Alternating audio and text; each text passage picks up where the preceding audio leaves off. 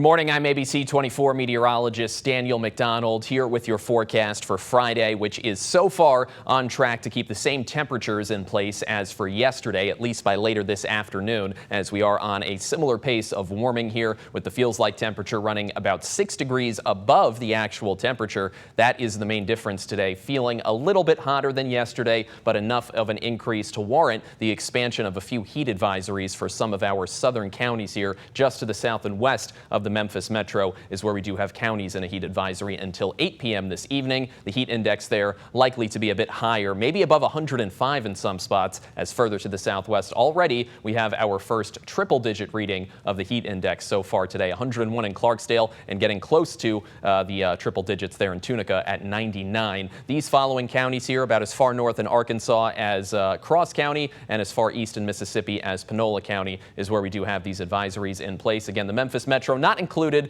We probably won't see any heat indices that get even close to 105 elsewhere outside of those designated counties for the issuance of that advisory, but still around 100 or so, like yesterday, if not a little bit warmer or a little more humid, I should say, is what we are calling for in the forecast. Now, we are going to end up cooling down a bit earlier than usual today, and that is because we are looking for rain to enter the region, possibly quite soon within the next few hours, but I think mainly over the course of later this evening by around 4 to 5 p.m. and up until around 7 to 8, we may see a few isolated showers, perhaps a couple of weak thunderstorms as well, but it's going to be a second round of rain later tonight, maybe not until after midnight. That is going to be cause for a little more concern, as we will be dealing with, I think, a nearby chance of seeing some strong to severe storms in parts of Missouri. The Storm Prediction Center here has outlined that risk for eastern and central Missouri, extending about as far down south as the border of Arkansas. That 2 out of 5 slight risk for some strong storms with some gusty winds, some heavy downpours.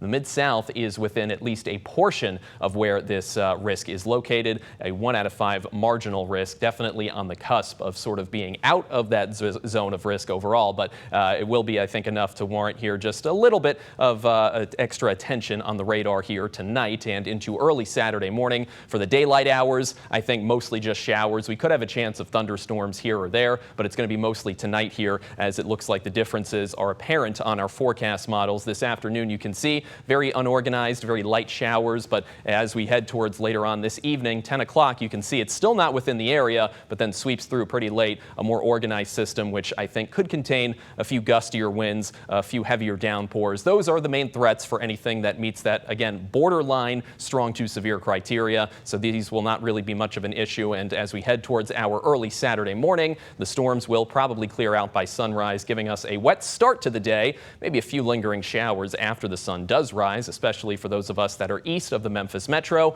But we will have a majority of the day on Saturday stay dry, and then into Sunday, low temperatures for the highs, I should say. They are going to only be in the low to mid 80s, one of the coolest days we have seen so far this summer, and certainly a very welcome trend for a cooperative weekend weather-wise in the first forecast here for August, as we are looking for those temperatures to rise a little bit higher throughout next week. But as you can see, not really getting much higher than where we currently stand for the high temperature forecast today. So going forward, the extreme heat and humidity, or at least the sort of reduced heat and humidity that we experience today, but it's still being felt and present in some capacity, that's about as bad as things are going to get in terms of comfortability levels for the next 7 days. Generally a very welcome and well-deserved forecast heading into August.